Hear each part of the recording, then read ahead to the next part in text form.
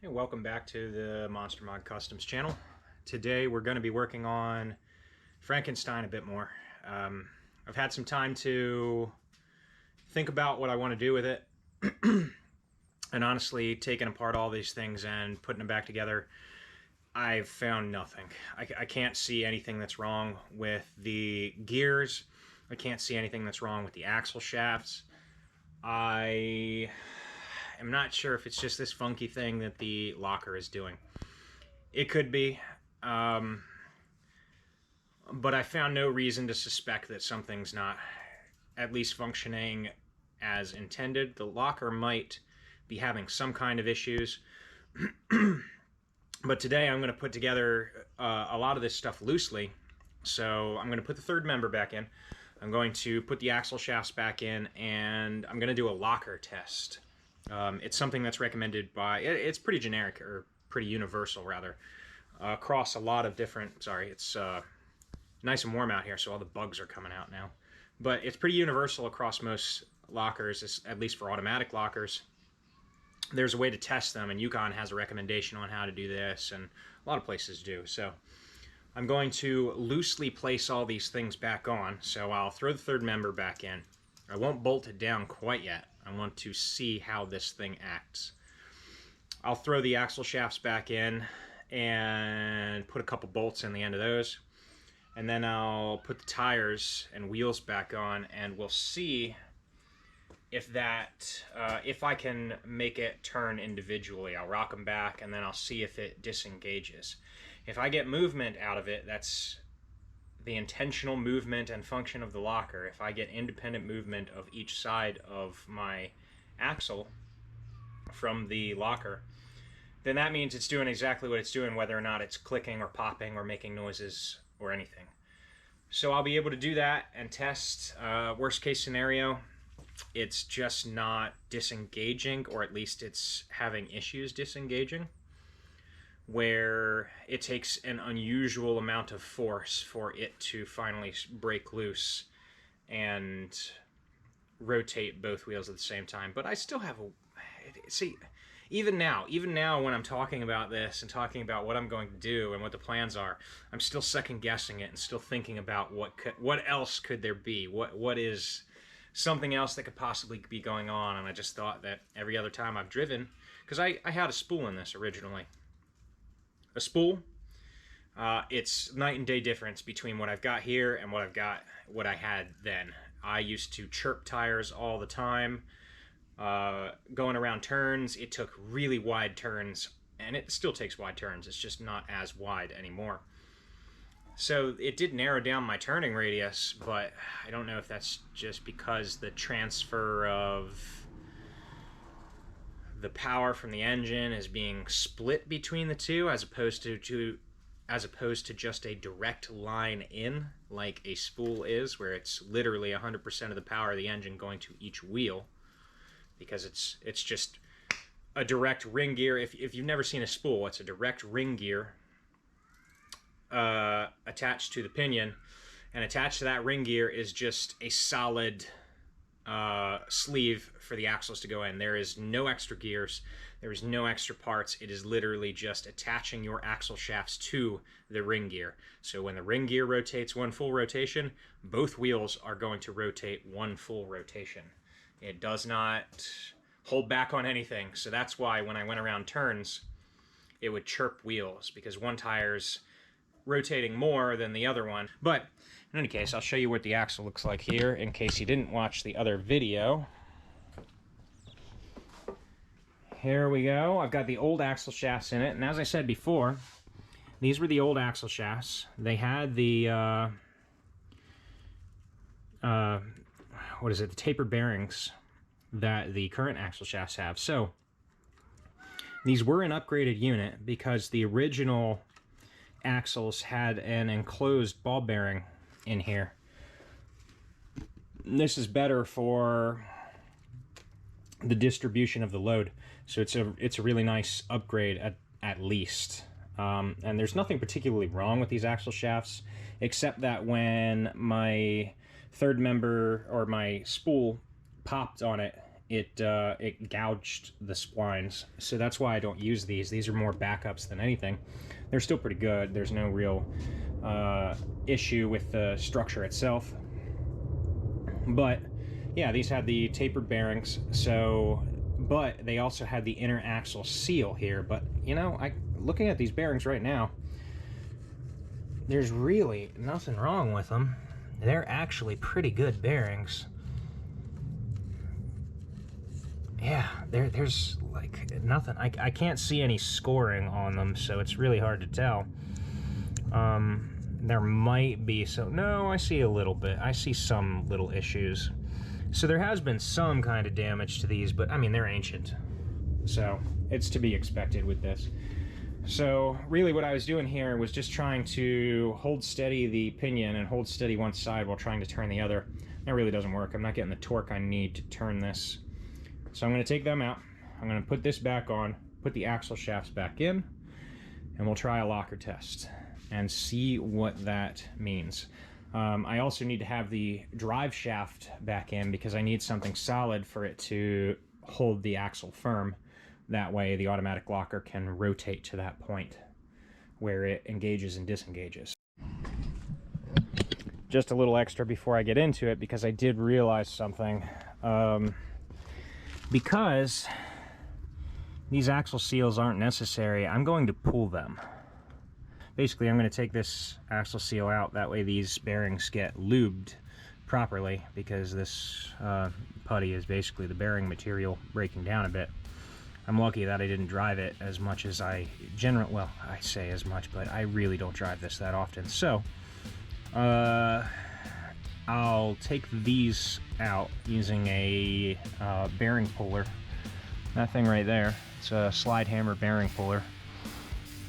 Well, that way we can get some oil to these bearings and I won't have a premature failure on the bearings.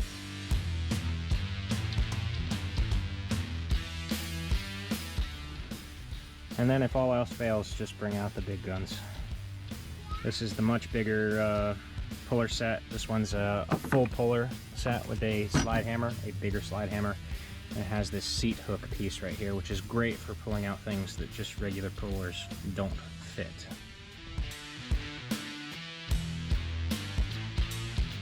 You also have to be careful to not mess up your bearing race.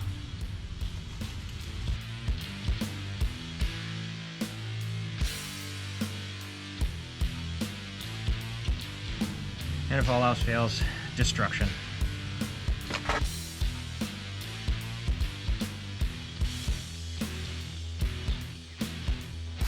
There it goes. Okay.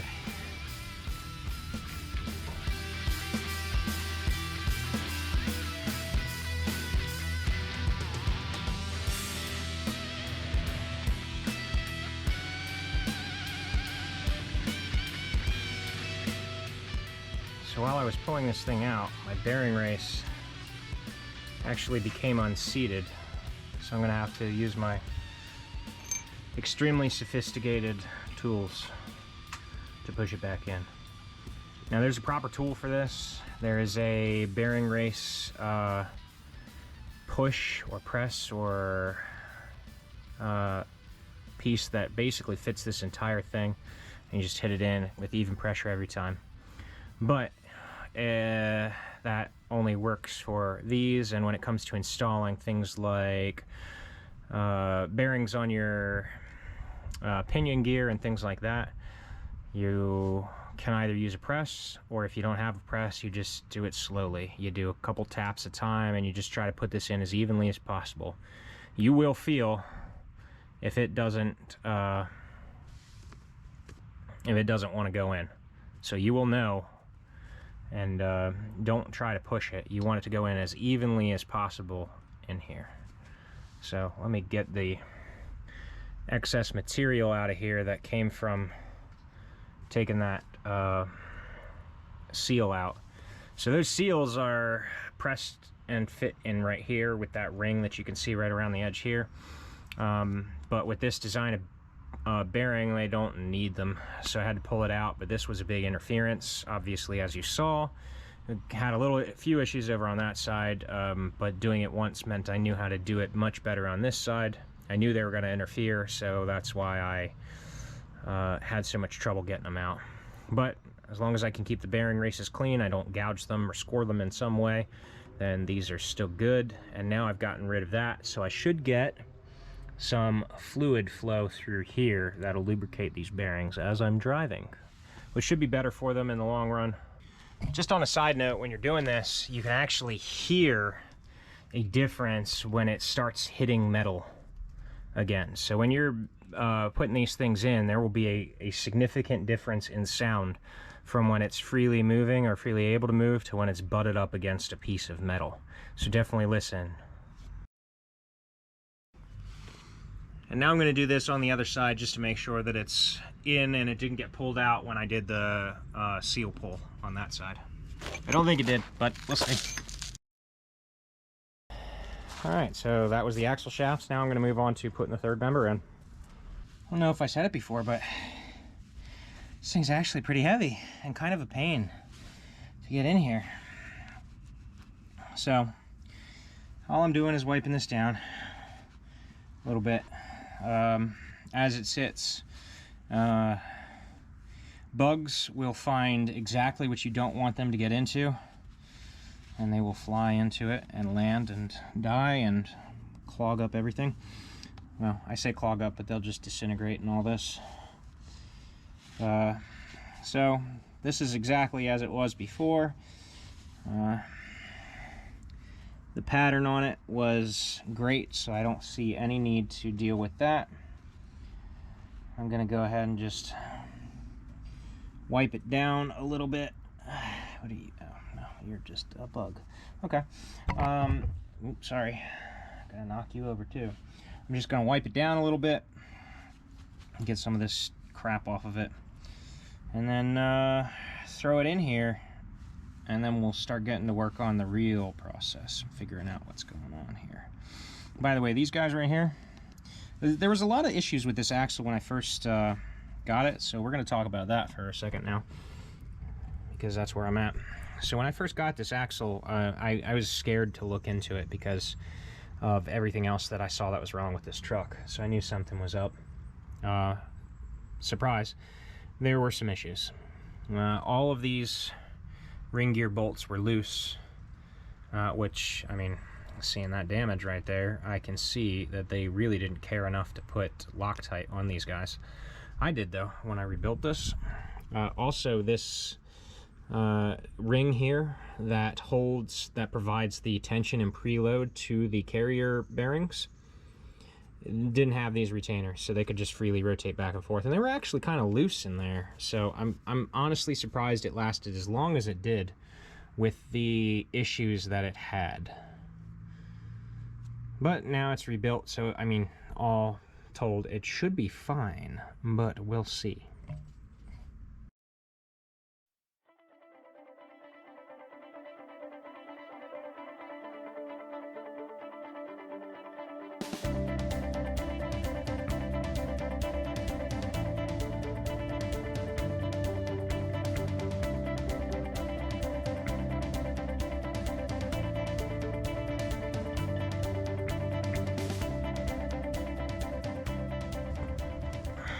Let's use a mildly cleaner rag. This looks dirty, but it actually came out of the wash like this, so.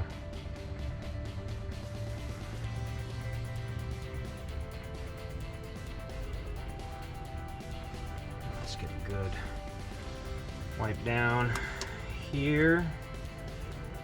Make sure we're not degrading anything. Except the paint everywhere that I've already done. Great. That's fine. No big deal. Now, the gasket, for anybody who's curious, is a lube blocker gasket. And they do this for pretty much every style of axle. I've got one in my front axle as well, just because they're just so nice and convenient. They can be reused. Obviously, you have to inspect them and make sure that you don't run into an issue where you have some pitting through it or some cut through or something like that from tightening it down. I've got a little bit of crush on some of the edges here, but nothing significant, simply because this is still pretty much brand new. I got so few miles off of this before I started feeling like I was having issues. This gasket's still good, it's nice. They're a bit more expensive, so you pay for the quality that you get. You're going to get, you know, spend 20-30 bucks on a gasket. That would usually be pretty cheap. And yeah, you can argue that a normal cork gasket or something like that, I don't know how cork holds up to gear fluid, but you know, the average gasket that you would get for this is just as well, and that might be, but this one is just a little extra insurance when it comes down to it. I did have leaks on this. I've had leaks on my pinion seal, I've had leaks on the actual third member seal, so I didn't want to take any risks, and this was pretty much the highest rated thing that you could get as far as axle seals. So that's what I went with, and I never looked back, and it's a great product.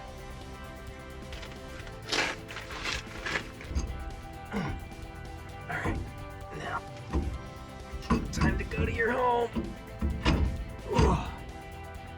Boom.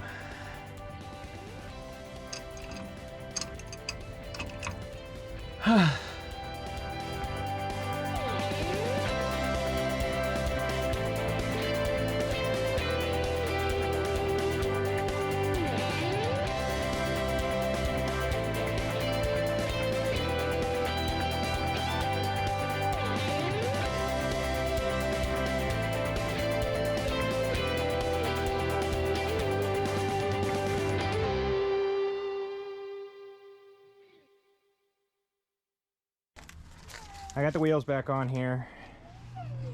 I got the axle shafts in. I got the third member in. I'm only doing 2 lugs. I only did 2 bolts for the axle shafts. I don't need a ton of support. We're just doing a test here. So now all I got to do is put the drive shaft back together, loosely back together. I don't know if I'm going to do a new drive shaft. We'll take a look at that real quick while we got the time. Mostly the drive shaft looks pretty good. It's really just about this gel coat on it, this Teflon coating. I can't find it anywhere, and pretty much everybody says that if it goes bad, you replace it. So that seems like a real dumb reason to replace your entire drive shaft for. Is just because this Teflon coating is coming up. So we're going to make up the difference with some grease for the time being. And I will eventually get one, but I have a show coming up that I want to go to, so I really want to go there. Just a little side note for anybody who might take this route and dismember or dismantle a drive shaft. When you take this off, or when you take that off at the bottom, that's a double cardon joint. It has 2 separate U-joints. That way you can get a better angle on your rear diff. If you have either of these and you take them apart, you need to know exactly which way they came off. Because as you can see right there, that's a plate for balancing. These things are balanced before they come out to you. And if you don't know which way, I mean, down there, you've got a 50% chance you either get it right or you get it wrong. This one, you have all of these different spline alignments that you could hit. So you need to be absolutely sure that you've... What I did was I took a metal chisel and just marked it where it came from. That way I know. See right there? That line right there? Yeah, that way I know exactly what the alignment of this whole thing is, how it was balanced. So when it came apart, I wasn't worried about putting it back together wrong. If you don't do that, then you could end up with something that gets really wobbly very, very quickly, and generally that's not something you want. So what's happening now is I've got another one of these guys coming in from Tom Wood's drive shafts, which I know this is from because I have a receipt for it from whoever did it before. Of this basically Regreasable cap segment. I'm going to put that on there. Eventually, this will be a backup drive shaft. This is not going to be my 100% use drive shaft. This thing does have some flex in this joint. If I could find some kind of Teflon coating that I could use for this, I would use that. That would be the most ideal way to do this, because this is still a good drive shaft. It doesn't have dings, it doesn't have dents, it doesn't have bends. It does pretty well, and if the only problem is that the glide coat's coming off, then man, there could be a lot worse things going on with it. Especially because I've rebuilt both of these ends, so all these U-joints are pretty much new, and I'd like to be able to use it a little bit more. So eventually this will become a backup drive shaft, but for now I'm going to put it on. I use this vehicle so little that I don't think the drivability concern of potential wobble on the drive shaft from this kind of flex is that big a deal for me to instantly go and drop $450 for a new custom drive shaft. So I'm going to get this together, I'm going to get this on, and then I'll bring you back in when I go to do the test so you can see how that's done. I'm going to try the locker test now. For anybody who's never seen one before, it's basically just for a mechanical locker at least, or an automatic locker. You need to roll the tires backwards, both of them, because it has a little bit of slack in it that will allow it to disengage, and then you do one tire at a time forward and see if it disconnects. If it disconnects here, then that's good news. That means it's functioning even if it's not doing the little click-click thing it's supposed to do. If it doesn't, then I may remove the third member and adjust the preload on the two carrier bearings, but I can't think of many other ways I could fix that. It's an entirely internal structure that makes this locker do what it's supposed to do, and it has its own internal springs, so if something's malfunctioning in there, it could just be keeping it as a spool. So well, I guess we'll see here in a second. So are we doing back or are we going forward? We'll do both backwards. Ready? Yep. We're both back. All right, go ahead and forward.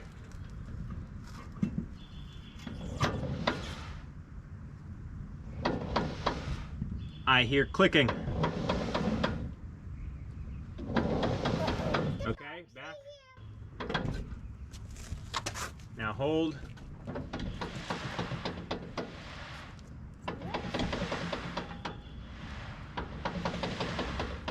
That's good news. All right, both forward. All right, roll. Your side, backwards.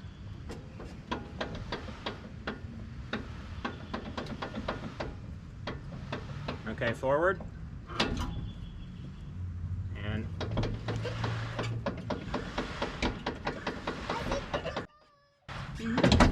okay, so locker test successful. That means that I can find no reason that this thing's malfunctioning. What that means as far as the noise and all of that, as I said before, I don't really know. But if it's not the rear axle, then it goes up the chain. So the next thing to focus on would be my transfer case slipping in some way.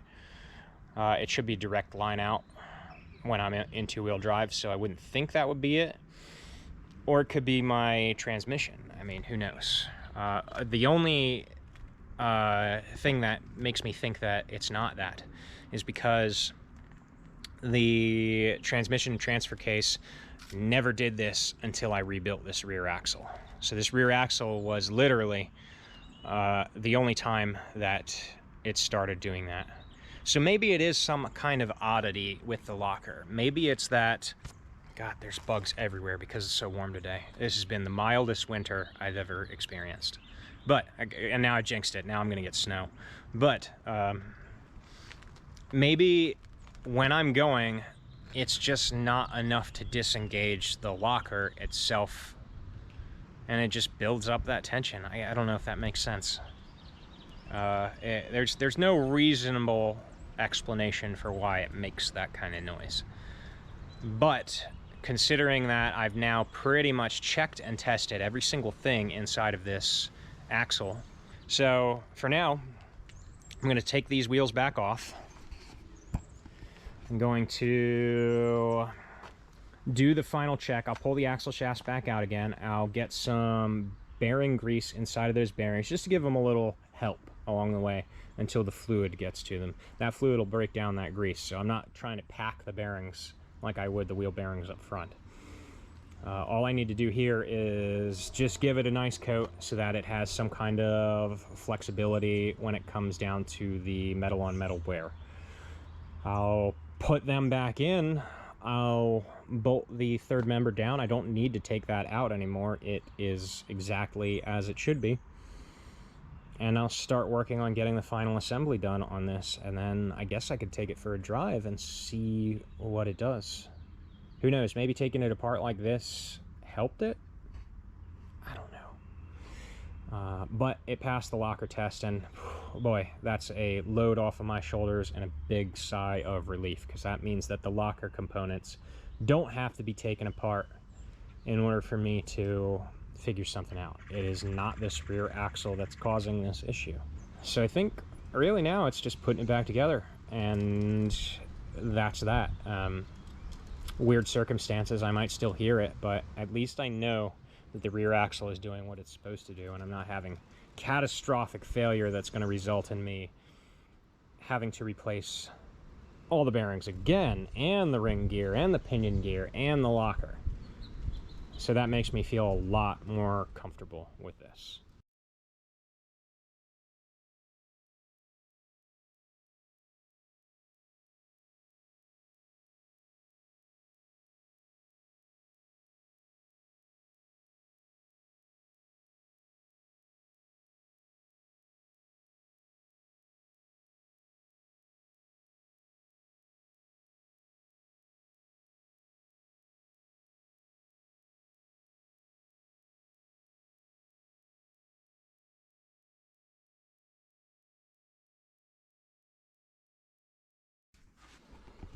Well, that brake clean that I sprayed on the bearings is drying, and I put that on there, by the way, to get rid of that excess bearing material that could have been tucked in there.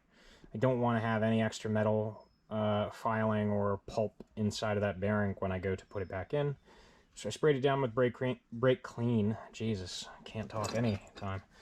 Brake clean, just to get that out of there before I throw some grease on it. But I wanted to touch on this because basically all I did here was I took these bolts, and honestly I should really replace these. These aren't great. I need some new nylocks, and I need some washers on this guy. But these are the bolts for the third member. These are the ones that came with it, and God knows that means that they're probably not the original, and they probably weren't done correctly. But these, I mean, at one point in time were lock nuts. I can see the pattern on the top. But basically I just ran these through that wire wheel over there. Got them a little bit cleaned up because they were starting to have some corrosion on them. These are the brake bolts, which I wire wheeled, and then I did a quick hit with the polish on the top ends here. Some of them, like most of these, were fine, but this one actually had some decent pitting in it, so I wanted to be sure I got it pretty well cleaned. So what I do with these to prevent future rust issues, in addition to coating my entire vehicle down with fluid film or wool wax or things like that, is just to prevent the original, I take gun blue. So basically just basic gun bluing solution. You can get it at Walmart, you can get it at gun stores. I mean, it's pretty generic, generally used for guns, and this gives it that black kind of color. But this will help protect the surface when I go to put these back on from rusting again. And I can throw these in, I'll throw these in with some gun blue. I'll roll them around a bit, let them sit for about 30 seconds. I'll take them out. I'll wipe them with some quadruple lot steel wool, and then I'll throw them back in again and give them another coat. And that gives them a pretty good protection without adding an actual coating to the surface of it. It basically just it has a quick it has a quick oxidizing layer that ends up over top of the whole thing, and if there's already an oxidation layer on top of it, it can't rust over top of that. Well, I mean, it can if it wears out or it gets scratched or things like that, and over time, but it's a good way to protect nuts and bolts, especially ones that you don't want to heat treat. Usually I would fire these, and then I throw them into some oil just to get some, basically just oil quench them. And that's a really good solution, but if you don't want them to lose some of their strength, this is a better way to do it. Okay, and here's the end result of just a quick, like, 5-minute session with these. You can see significantly darker. It's got a much better protective coating. I also put gun oil on these, so I basically use all kinds of gun cleaning and maintaining components in order to make sure that these don't rust for me. And you need to be a little bit careful with gun blue because it still is a chemical, so it can react with your skin. I just don't really care because I do everything with my bare hands pretty much, so it doesn't bother me. I've been through every chemical known to man. I'm not saying you should, though. But yeah, you remember how these looked polished. Now they've got a nice blackened coating on them. They've got a nice little thin layer of oil on them. I didn't do the centers of these with blackening because with the blue ink, because this is all going to be greased anyway for the brakes. These are the brake caliper bolts. But you can see they all look pretty good. They got a nice clean look to them, and this will be some decent corrosion protection in addition to the wool wax or fluid film. That's what it's called. All right, let's put this thing back together.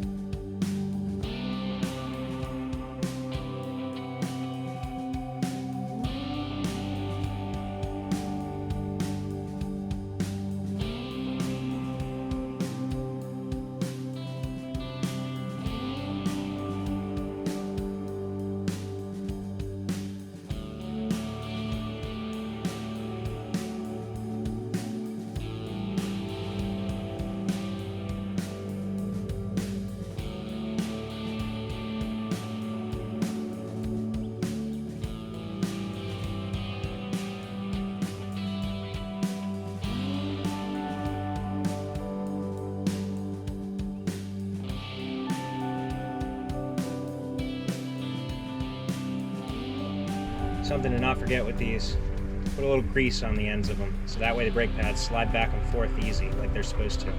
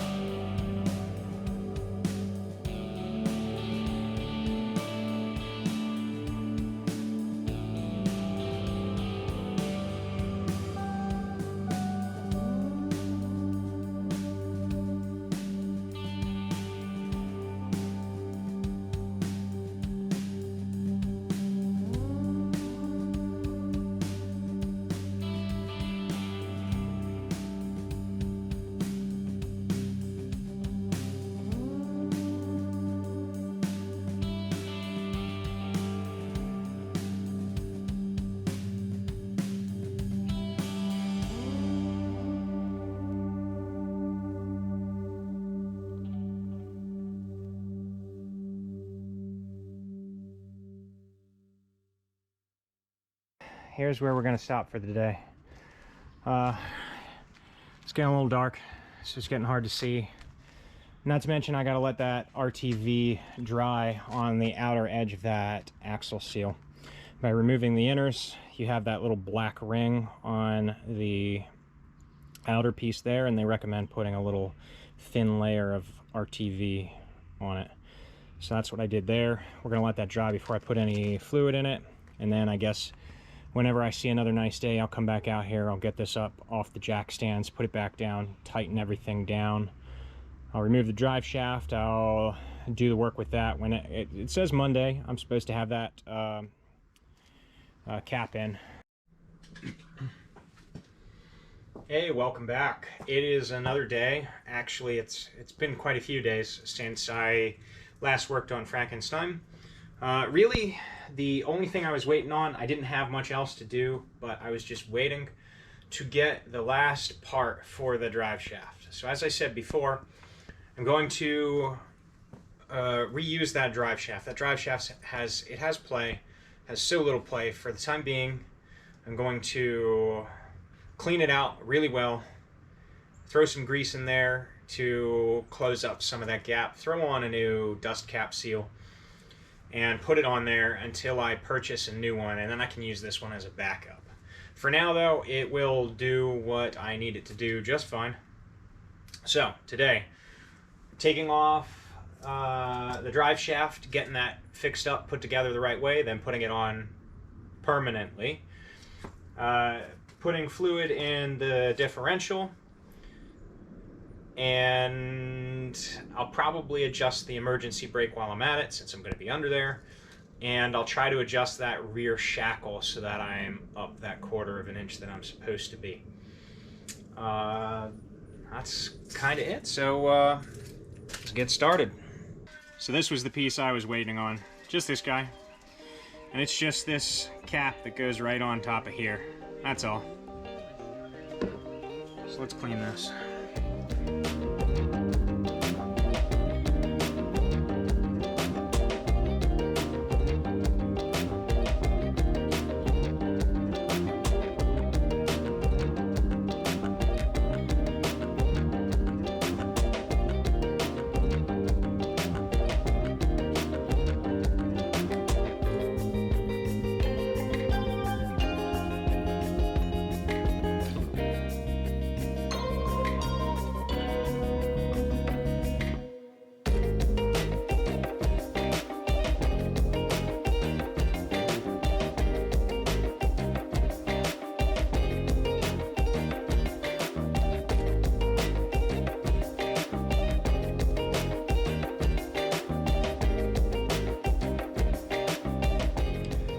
So while I let the drive shaft dry, I don't want the cleaner to interact with the grease and break that down.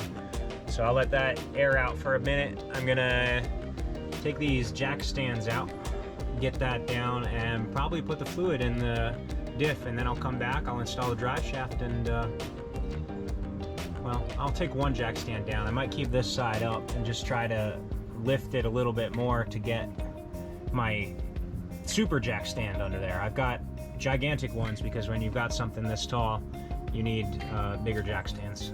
So I'll bring one of those out. I'll see if I can't prop that corner up and see what I can do about that. I guess while I'm here, I could do some adjustment on the emergency brake too. I'll do everything, okay? We'll just do everything while we're here.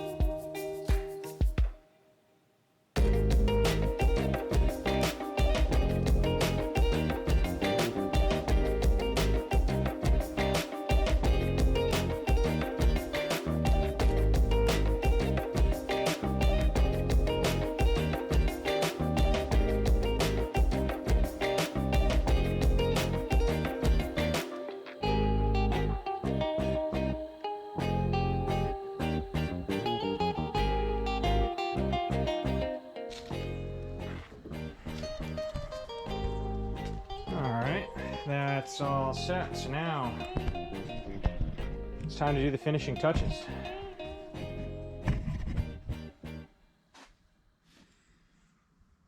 Glove.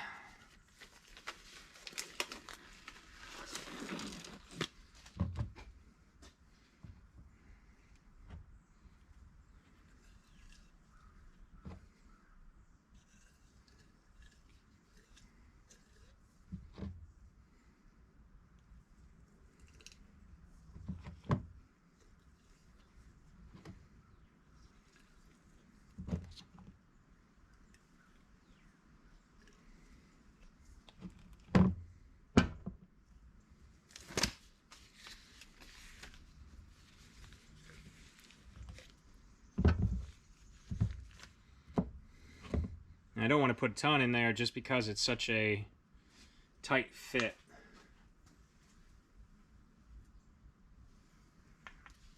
So I want to try to keep it where it's supposed to be. Let's see, can I get this on with my hand? How about I do this?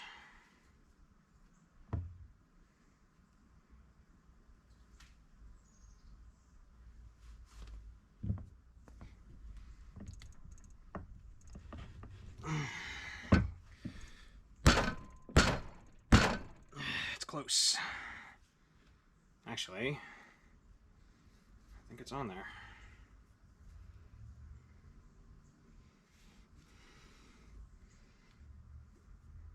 Yep, there we go. Alright, now I gotta figure out where my line is. There's my line. There's my line.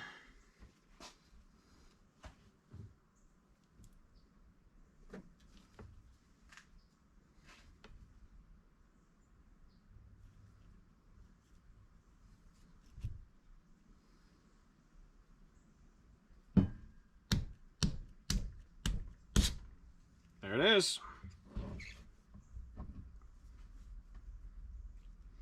You know, cleaning in some grease is actually, there's not slack left in that anymore. So that's pretty good. I wonder how this is going to affect drivability. I'll be curious. Put a little grease on the outside here so it's got a good sliding surface. And then while I've got this all here and out, I'm just going to go ahead and pull out my grease gun and re-grease all of my U-joints too while I got it available. I might as well.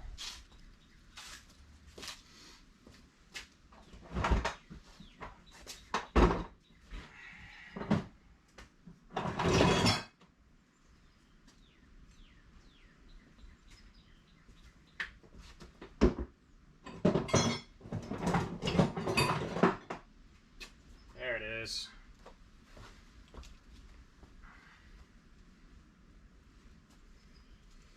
If you don't know what kind of grease you want to use, do this stuff. This red and tacky.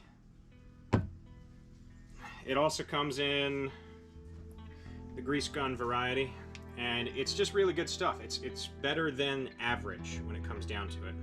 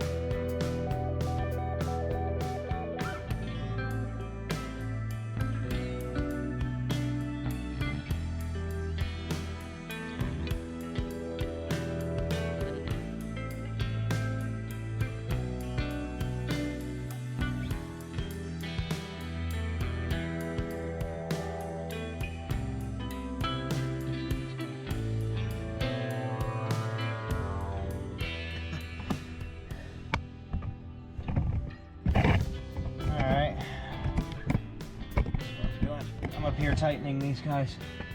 And you know, I've just finished tightening 1,000 of all the 4,000 threads on these things. When you don't have a lot of space, it makes it a lot more difficult to tighten these little guys. They're already tucked in here, so it's hard to get a wrench in. You can't get a ratcheting wrench in. There's just not enough space against the slip yoke here. It's just kind of a pain having to do this over and over and over again.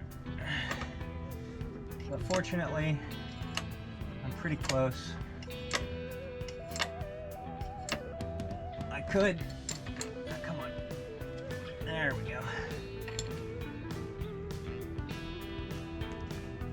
I could take this and rotate it, but I'm trying to just get all these done at once. I'd rather not try to push the truck back and forth to try to get it to the perfect spot.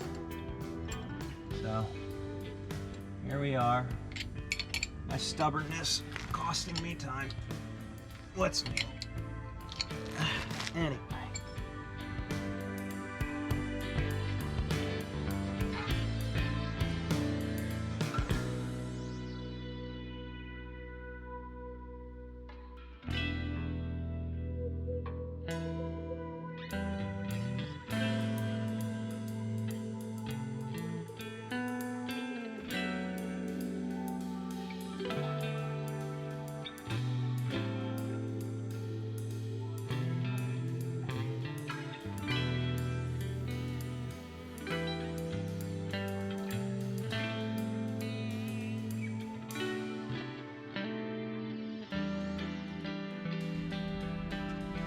Okay, now it's just time to put fluid in, and that's it. And we're done. I've done everything I wanted to do today for this thing in preparation for the show someday. Not bad. If I get this done, maybe I could take it for the drive. I've wanted to.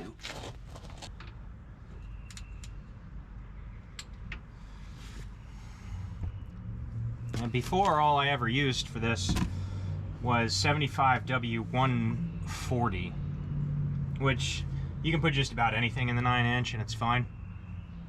75W140 is more if you're going to be working in the high RPMs, and this vehicle does not do high RPMs. So this time I'm going to put in 80W90, which will be a little bit thinner and will give me a little bit more or a little less friction just from the fluid itself, from the thickness of the fluid. I also got, and I'm hoping it's the correct one, this, hoping that it would be the correct plug, because this thing is really worn out. It's not supposed to be a square. It's supposed to be a hex, kind of like that. So if this works, then I'm in the clear. Hey, hey, hey. Thank God. Yukon had the correct one listed after all. You can never be too sure. There's always a million parts numbers for everything.